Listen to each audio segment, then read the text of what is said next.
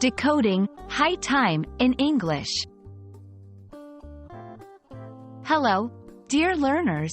Today, we're diving into a commonly used phrase in the English language: high time. By the end of this video, you'll understand its meaning, how to use it, and the situations where it's most appropriate. So let's get started.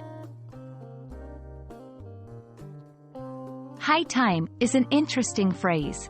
At a first glance, you might think it has something to do with time being high or elevated. However, it has a specific meaning in English. When someone says it's high time to do something, they mean that it is the right moment or even a bit late for it to be done. Basically, it's a way of saying that something should have been done already or much earlier. For example, it's high time you cleaned your room. It's high time we started the project. In both examples, there's an emphasis on urgency and maybe even a hint of frustration that the action hasn't been done yet.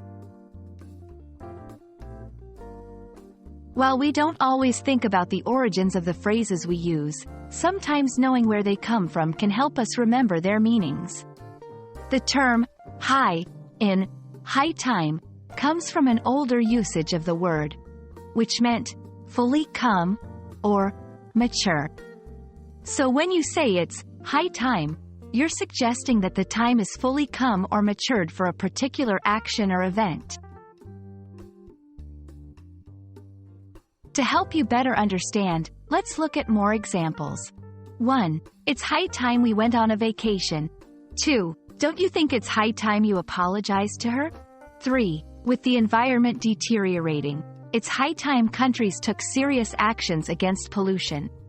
Each of these sentences suggests an action that is overdue or that should have been done earlier.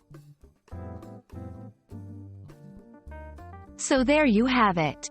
Now, whenever you hear or see the phrase high time, you'll know it's all about emphasizing the urgency of a particular action. It's a useful phrase to both understand and use in your own conversations. We hope this video has been helpful, and as always, happy learning!